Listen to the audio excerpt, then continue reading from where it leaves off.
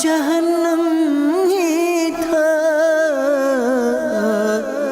میں تو جاتا مجھے سرکار نے جانے نہ دیا۔ الحمدللہ رب العالمین والصلاة والسلام على سید المرسلین اما بعد فاعوذ باللہ من الشیطان الرجیم بسم اللہ الرحمن الرحیم الصلاة والسلام علیک یا رسول اللہ وعلى آلک واصحابک یا حبیب اللہ الصلاة والسلام علیک یا نبی اللہ وعلى آلک واصحابک یا نور اللہ۔ آئیے نیت کر لیں کہ انشاءاللہ اول تا آخر بیان میں شرکت کروں گا، ادھر ادھر دیکھنے سے بچتے ہوئے، بات چیت کرنے سے بچتے ہوئے، ممکن ہوا تو بیان کی تعظیم کی نیت سے دو زانوں بیٹھ کر بیان سنوں گا۔ تو آپ میں سے جن کے لیے ممکن ہو وہ دو زانوں بیٹھ جائیں، جس طرح تحیات میں بیٹھتے ہیں، انشاءاللہ باادب بیٹھنے کی برکتیں بھی پائیں گے۔ یہ بھی نیت کر لیں کہ موبائل فون کے استعمال سے بچ کر بیان سنوں گا، تو جن جن کے موبائل فون ہیں وہ سائلنٹ کر کے اس کو جیب میں رکھ لیں تاکہ توجہ آپ کی بیان کی طرف رہے۔ اور مسجد میں موبائل فون لانے کا یہ قاعدہ بھی سن لیجئے، یہ طریقہ بھی ہونا چاہیے کہ جب بھی مسجد میں آئیں اپنے موبائل فون کو سائلنٹ کر دیں۔ اور ویسے بھی موبائل فون میں میوزیکل ٹیون نہیں ہونی چاہیے، اور خدا نخواستہ مسجد میں آ کر کسی کے میوزیکل ٹیون بجتی ہے تو کتنی بے ادبی کی بات ہے۔ تو خدا را اپنے موبائل فون مسجد میں سائلنٹ رکھیں، اور مسجد کے باہر بھی موبائل فون میں کسی بھی صورت میں میوزیکل ٹیون جو ہے وہ نہ رکھی جائے۔ میرے میٹھے اور پیارے اسلامی بھائیوں، جمعہ کا دن یہ عام دنوں کی طرح آرڈنری ڈے نہیں ہے، ہم اس کو بالکل بعض اوقات عام انداز میں گزارتے ہیں۔ جمعے کے دن کو خاص طور پر اہتمام کے ساتھ گزارنا چاہیے، اس کو یوم عید کہا گیا، یہ تمام دنوں کا سردار ہے۔ جمعے کے دن کی اتنی برکتیں ہیں کہ کوئی جمعہ کے دن انتقال کر جائے تو اس کو قبر کے منکر نکیرین کے سوال و جواب سے آسانی اور عذاب قبر سے نجات مل جاتی ہے۔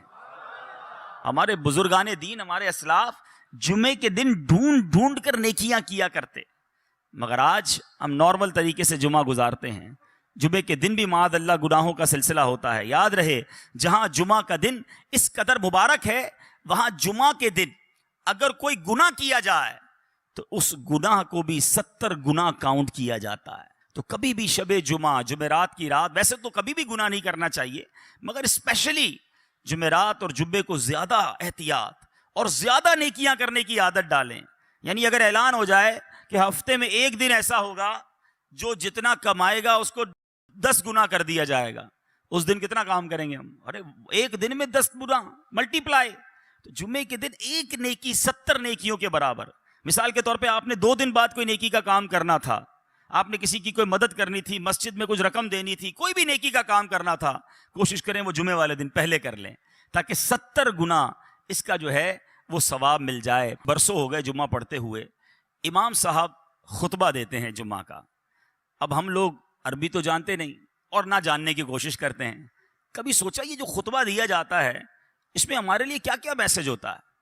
آج انشاءاللہ جمعے کے خطبہ رضویہ کے چند مدنی پھول پیش کرتا ہوں کہ یہ بار بار آپ نے الفاظ سنے ہوں گے، کئیوں کو خطبہ یاد بھی ہو گیا ہوگا، لیکن کیا کہتے ہیں امام صاحب یہ سمجھ نہیں آتا۔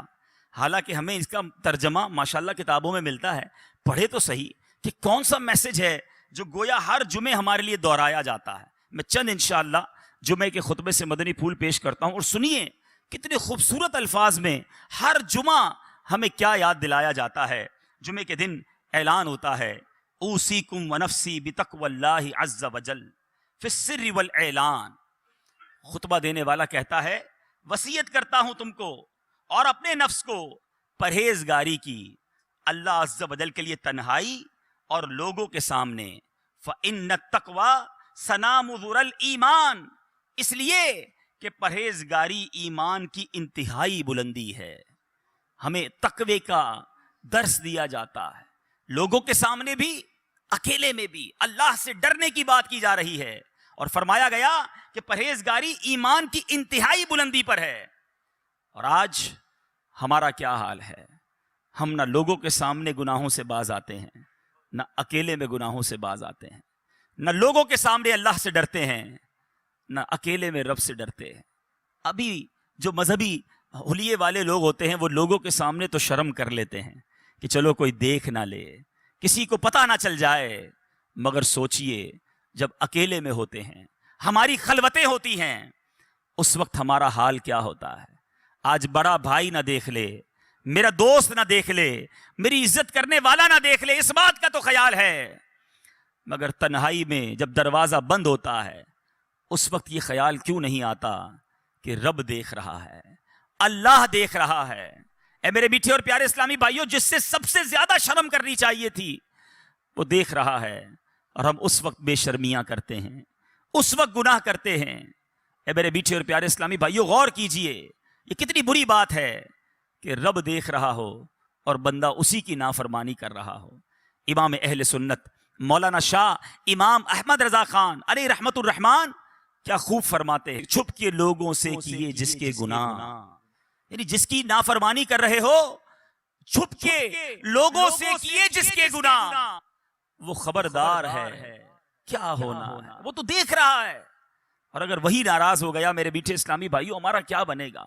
خدارا آج مبارک دن اور مبارک مہینہ ہے، اپنے اندر یہ احساس پیدا کیجئے کہ اللہ دیکھ رہا ہے، اور جس کا یہ احساس اجاگر ہو گیا اس کو انشاءاللہ گناہ سے بچنا بڑا آسان ہو جائے گا۔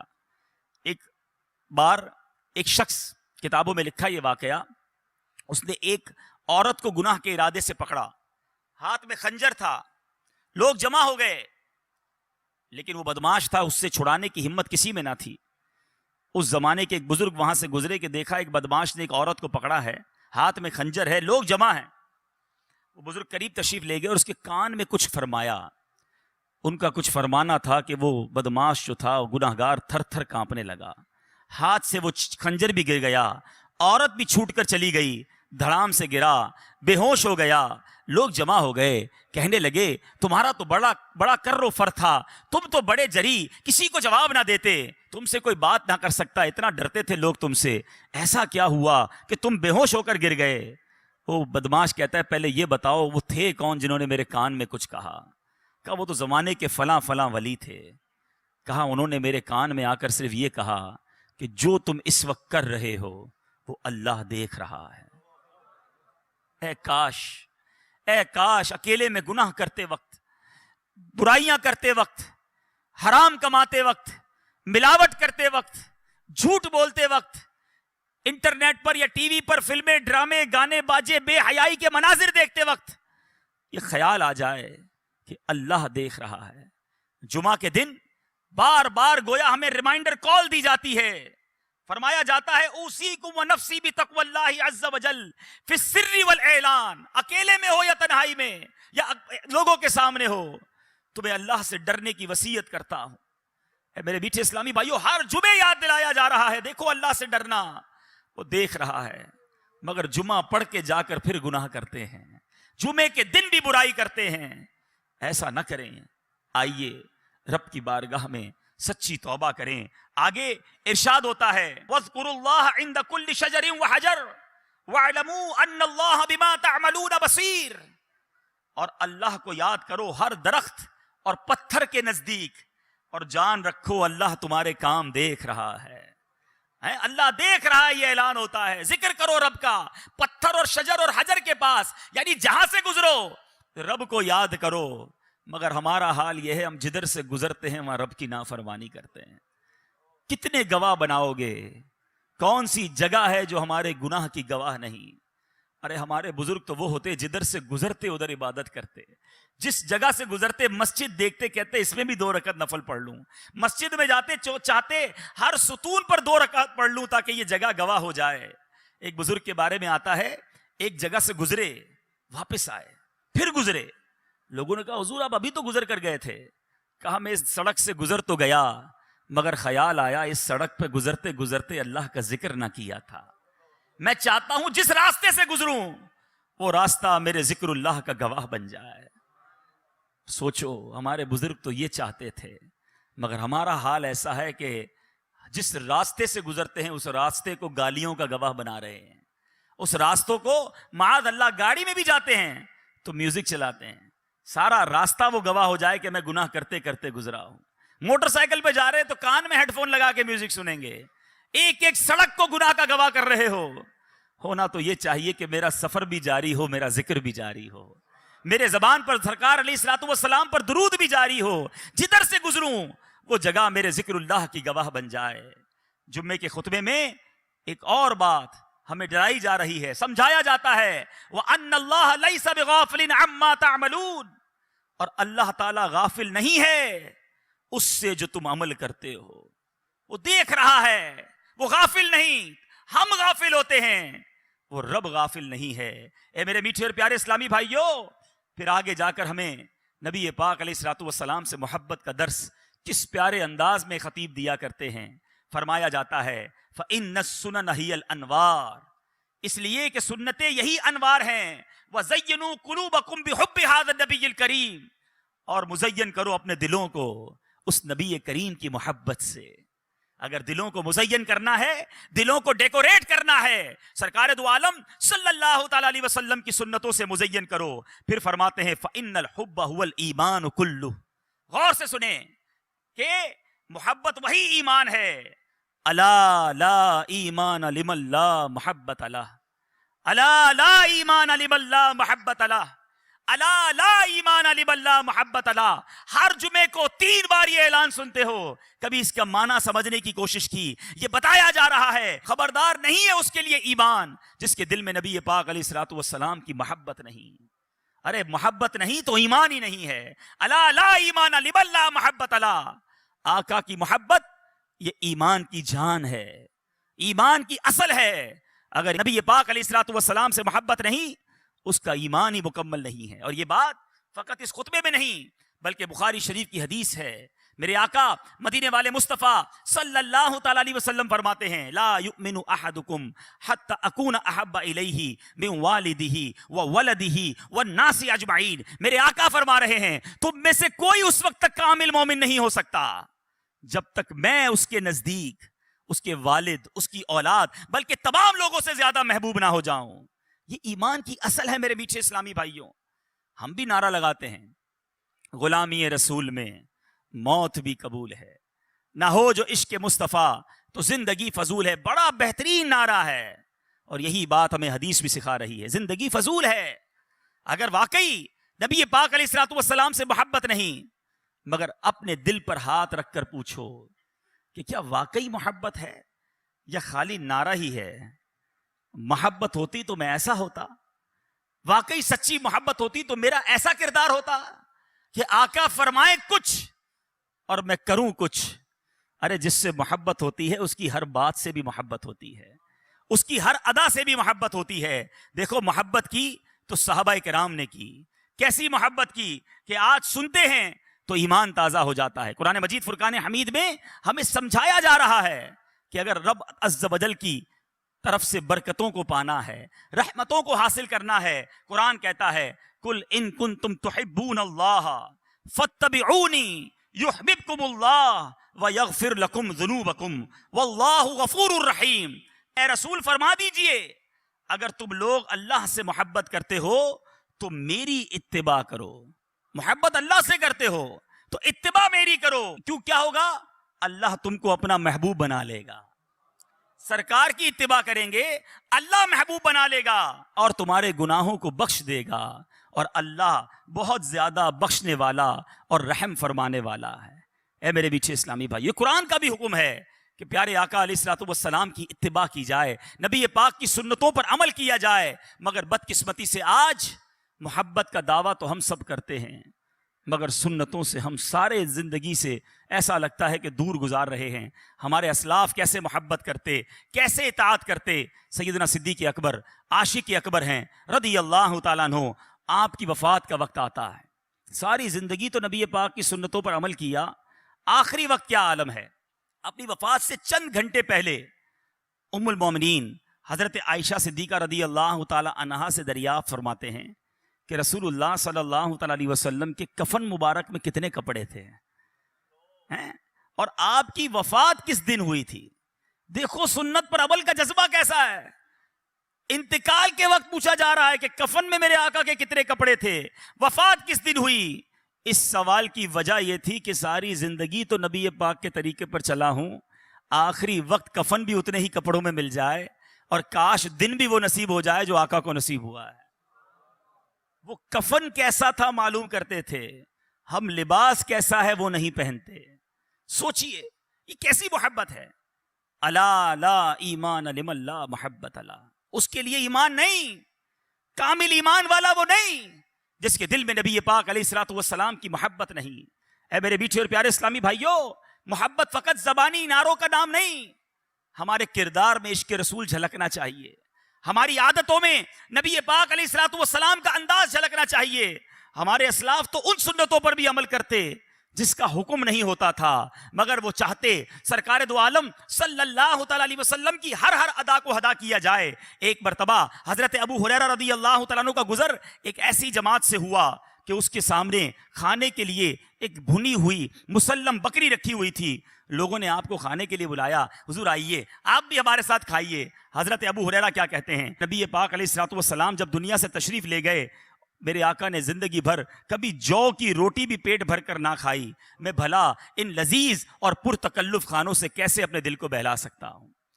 نبی پاک علیہ الصلوۃ والسلام کی ایسی یاد تھی ان کے دلوں میں. اے میرے میٹھے اسلامی بھائیوں, اور آج ہمارا کیا حال ہے. منقول ہے حضرت عباس رضی اللہ تعالیٰ عنہ کا مکان مسجد نبوی سے ملا ہوا تھا, اور اس مکان پر پرنالا تھا, اور بارش کی وجہ سے آنے والے نمازیوں کے اوپر وہ پانی گرتا تھا. امیر المومنین حضرت عمر رضی اللہ تعالیٰ عنہ نے اس پرنالے کو اکھاڑ دیا تاکہ نمازیوں کو تکلیف نہ ہو. اب انہوں نے اپنے طور پہ یہ کام کیا. حضرت عباس آئے, آ کر عرض کرتے ہیں, خدا کی قسم اس پرنالے کو رسول پاک صلی اللہ تعالی علیہ وسلم نے میری گردن پر سوار ہو کر لگایا تھا. آقا نے اپنے ہاتھوں سے لگایا تھا, حالانکہ امیر المومنین ہیں امیر المومنین حضرت عمر فاروق رضی اللہ تعالیٰ عنہ. جب پتہ چلا کہ یہ پرنالہ آقا نے لگایا تھا, حضرت امیر المومنین رضی اللہ تعالیٰ عنہ کہتے ہیں, اے عباس مجھے معلوم نہ تھا, اب میں آپ کو حکم دیتا ہوں, آپ میری گردن پر سوار ہو کر اس پرنالے کو واپس لگا دیجئے.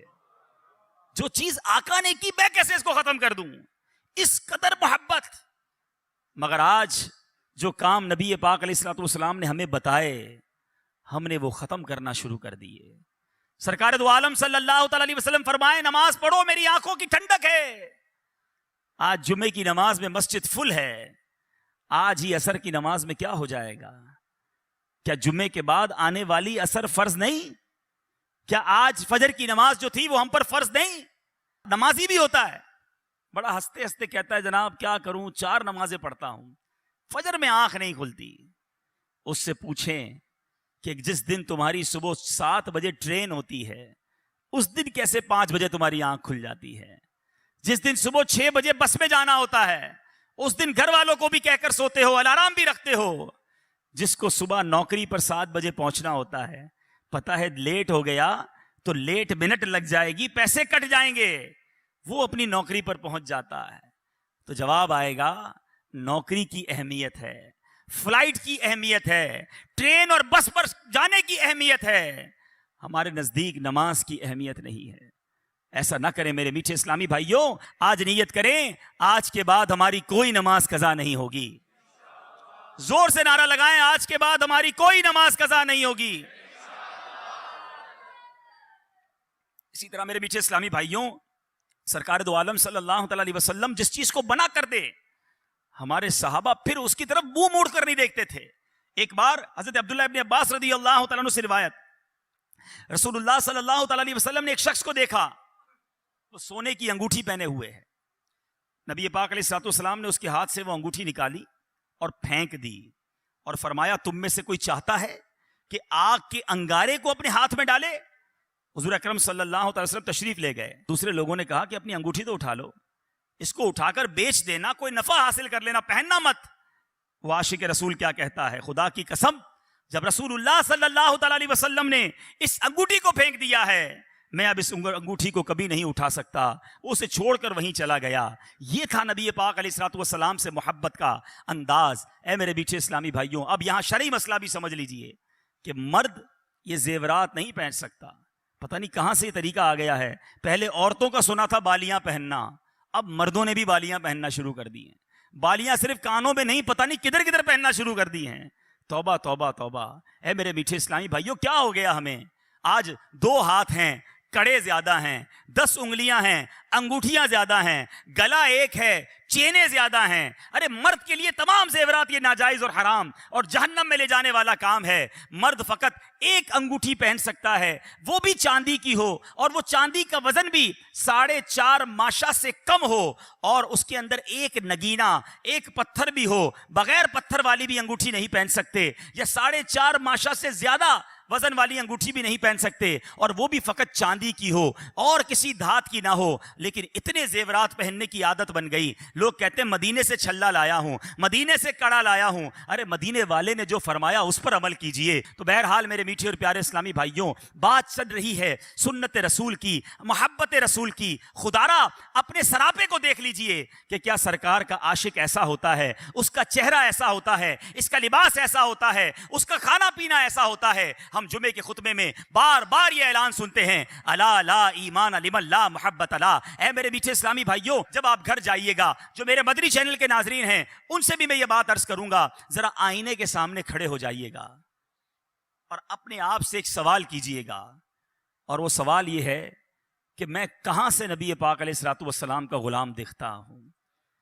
آقا کا عاشق کہلاتا تو ہوں، کہتا تو ہوں اپنے آپ کو. ذرا اوپر سے شروع کیجئے گا. بال نبی پاک کے طریقے والے ہیں یا آقا کے دشمنوں کے طریقے والے ہیں؟ پھر چہرہ سنت کے مطابق ہے یا معاذ اللہ نبی پاک علیہ الصلوۃ والسلام کے دشمنوں والا چہرہ ہے؟ چہرے پر داڑھی ہے کہ نہیں؟ سرکار دو عالم صلی اللہ تعالی علیہ وسلم کا فرمان ہے جس کا مفہوم ہے داڑیاں بڑھاؤ، مونچھیں پست کرو، اور میرے دشمنوں جیسا چہرہ نہ بناؤ. یہ کیسا عاشق ہے؟ سرکار کا عاشق بھی کیا داڑھی مڈاتا ہے؟ کیوں عشق کا چہرے سے اظہار نہیں ہوتا؟ پھر ذرا لباس دیکھیے گا اپنا. اگر سنتوں والا ہے تو ٹھیک ہے، اور اگر نہیں انگریزوں والا اور بے پردگی والا لباس ہے تو پھر اپنے آپ سے پوچھئے گا کہ میں کہاں سے مسلمان ہوں. پھر ذرا تھوڑی دیر گفتگو کرتے وقت نوٹ کیجئے گا کہ ہماری گفتگو کے اندر الفاظ کون سے ہیں. کیا السلام علیکم ورحمۃ اللہ وبرکاتہ کی عادت ہے؟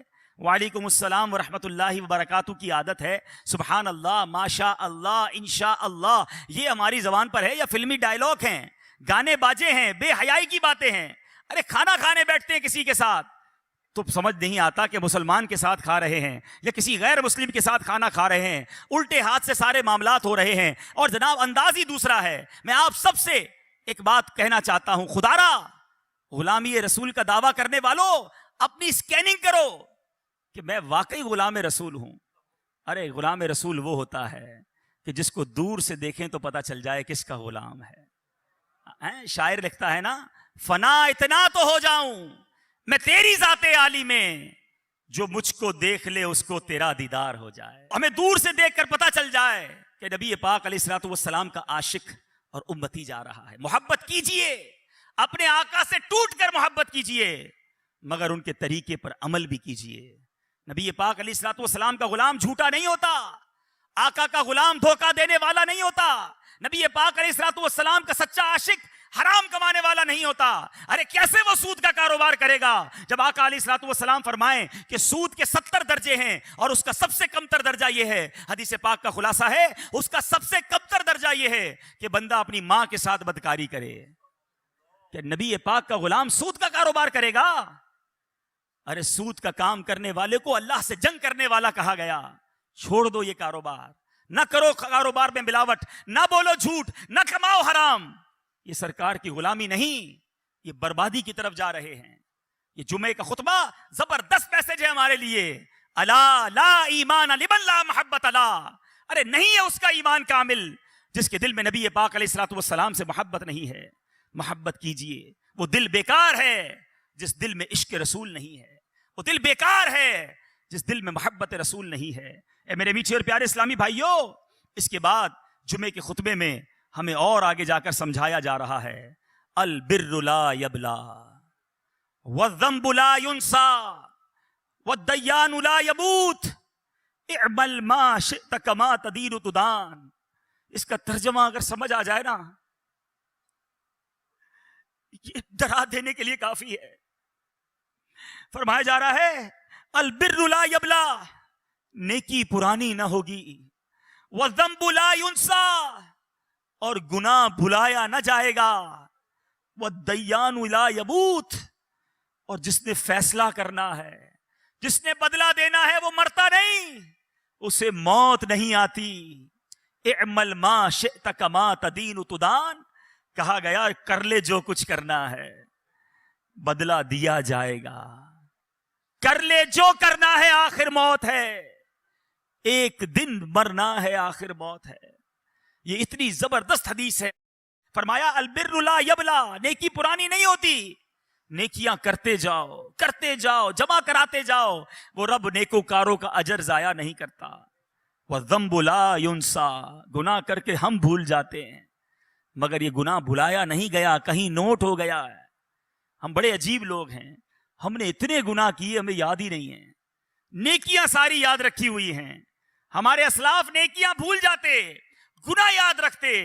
آج ہمیں یہ بھی یاد ہے کہ 15 سال پہلے مدینے گیا تھا، 10 سال پہلے میں نے وہ مسجد کو پیسے دیے تھے، 5 سال پہلے فلاں غریب کی شادی کروائی تھی. کسی کے ساتھ 10-15 منٹ بیٹھو، اپنی 15 سال کی نیکیاں گنوا دیتا ہے. اس سے پوچھیں جناب کل جھوٹ بولا تھا یاد ہے؟ 15 سال پرانی نیکی یاد رکھ کے گنوائی جا رہے ہو. کل جھوٹ بولا تھا، آج صبح تم سے بدنگاہی ہو گئی تھی یاد ہے؟ تھوڑی دیر پہلے آپ نے غیبت کی تھی وہ یاد ہے؟ کیسے لوگ ہیں ہم گناہ کری جا رہے ہیں، بھولی جا رہے ہیں. مگر وَالذَّنبُ لَا يُنسَى، گناہ بھلایا نہیں جائے گا. وَالدَّيَّانُ لَا يَمُوتُ، میں مر جاؤں گا، مگر جس نے فیصلہ کرنا ہے، جس نے حکم سنانا ہے، اسے موت نہیں آنی. اگر گناہوں پر پکڑ ہوئی ہم کہاں جائیں گے؟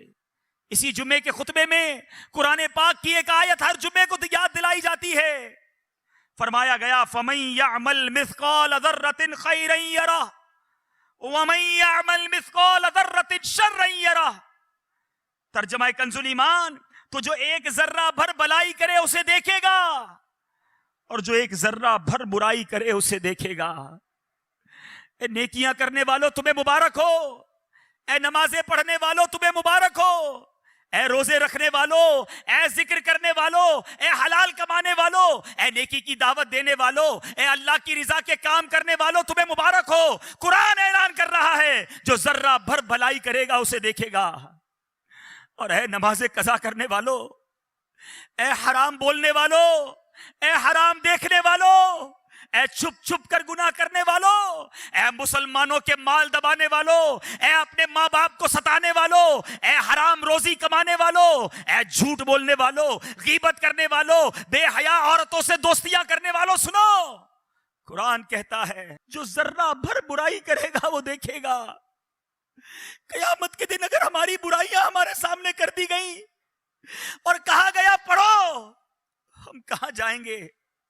اے میرے میٹھے اسلامی بھائیوں، قرآن میں جا بجا یہ حکم موجود ہے کہ قیامت کے دن نامہ اعمال ہاتھ میں دیا جائے گا. خوشخبری ہے ان کے لیے کہ جن کے سیدھے ہاتھوں میں نامہ اعمال دیا جائے گا. مگر قرآن ہی کہتا ہے کہ بد نصیب ہوں گے چند لوگ وہ کہ جن کی پیٹھ توڑ کر ان کے بائیں ہاتھ میں ان کا نامہ اعمال دے دیا جائے گا اور کہا جائے گا اپنا اعمال نامہ پڑھ کر سناؤ. ذرا سوچو تو صحیح ہمارے اعمال نامے میں کیا کیا ہے. ارے چھپ چھپ کر گناہ کیے ہیں، رات کے اندھیرے میں دروازہ بند کر کر کے گناہ کیے ہیں. اگر وہ پڑھنے پڑ گئے تو کہاں جائیں گے؟ اس میدان محشر میں ہمارے آقا بھی ہوں گے، تمام انبیاء کرام بھی ہوں گے، صحابہ کرام بھی ہوں گے، ہمارے غوث اعظم بھی ہوں گے، ہمارے پیر و مرشد بھی ہوں گے، ہاں ہمارے والدین ہوں گے، ہم سے محبت کرنے والے دوست بھی ہوں گے. ہم کیسے اپنی گندی باتیں پڑھ کر سنائیں گے؟ نہ کرو ایسے کام جس کے لیے قیامت کے دن شرمندہ ہونا پڑے، نہ کرو ایسے اعمال کے قیامت کے دن جواب نہ بن پڑے. نیکیاں جمع کر لو، ہم سب نے دنیا سے جانا ہے. اے میرے میٹھے اسلامی بھائیوں، فقط دنیا کے لیے نہ جیو. قبر میں تجوری نہیں، کفن میں جیب نہیں، فقط مال جمع کرنے کے لیے نہ جیے. قبر میں ہمارے اعمال ہمارے ساتھ جائیں گے.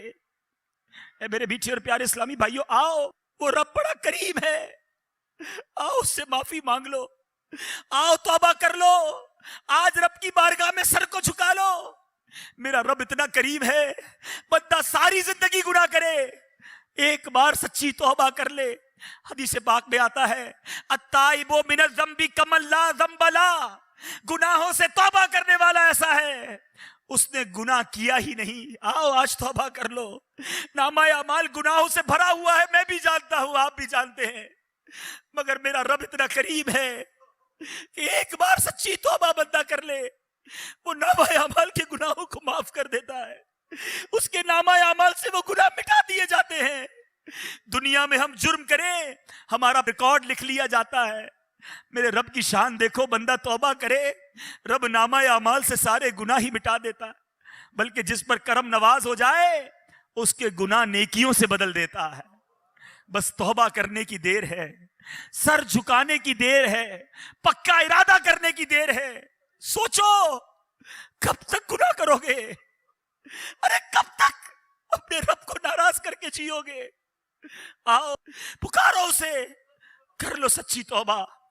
اللہ تعالیٰ کی بارگاہ میں دعا ہے، اے میرے مولا تیرے گھر میں بیٹھے ہیں، مالک ہم خطا کاروں کو معاف فرما دے، ہماری خطاؤں سے درگزر فرما لے. آج سچی توبہ کرتے مولا ہمیں توبہ پر استقامت بھی عطا کر دے. یا الہی نامہ اعمال جب کھلنے لگے، یا الہی نامہ اعمال جب کھلنے لگے، عیب پوشے خلق ستارے خطا کا ساتھ ہو. یا الہی رنگ لائے جب میری بے باکیاں، ان کی نیچی نیچی نظروں کی حیا کا ساتھ ہو. یا محشر سے جب بھڑ کے بدن دامن محبوب کی ٹھنڈی ہوا کا ساتھ ہو. یا الہی جب زبانیں باہر آئیں پیاس سے، کوثر شہ جود و عطا کا ساتھ ہو. اے میرے میٹھے اسلامی بھائیوں، آ جاؤ دعوت اسلامی کے مدنی ماحول سے وابستہ ہو جائے. یہ وہ ماحول ہے جو ہمیں آخرت کی یاد دلاتا ہے، ہمیں گناہوں سے بچانے کی کوشش کرتا ہے. اس ماحول میں آتے ہیں تو گناہ سے بچنے کا جذبہ ملتا ہے. نیتیں کریں انشاءاللہ آج کے بعد ہماری کوئی نماز قضا نہیں ہوگی، آج کے بعد فلمیں ڈرامے نہیں دیکھیں گے، گانے باجے نہیں سنیں گے. اب باقی زندگی نبی پاک کی سنت کے مطابق گزاریں گے. ہر جمعرات جہاں جہاں آپ دنیا میں موجود مجھے سن رہے ہیں، نیت کریں ہر جمعرات دعوت اسلامی کے ہفتہ وار اجتماع میں شرکت کریں گے. ہر ہفتے کی رات امیر اہل سنت مدنی مذاکرہ فرماتے ہیں، جس میں ہماری تربیت فرماتے ہیں. اپنے بچوں کے ساتھ، گھر والوں کے ساتھ بیٹھ کر ہر ہفتے کی رات مدنی مذاکرہ سنیں. اور واقعی نیک بننا چاہتے ہیں، پریکٹیکلی نیک بننا چاہتے ہیں، تو ایک اور نیت کر لیں کہ ہر مہینے کم از کم 3 دن کے مدنی قافلے میں سفر کریں گے. اللہ تعالیٰ آج کے دن کی برکت عطا فرمائے، ہماری اس توبہ کو اپنی بارگاہ میں قبول فرمائے. آمین بجاہ النبی الامین صلی اللہ تعالی علیہ وسلم. میرے اعمال کا بدلہ تو جہنم ہی تھا، میں تو جاتا مجھے سرکار نے جانے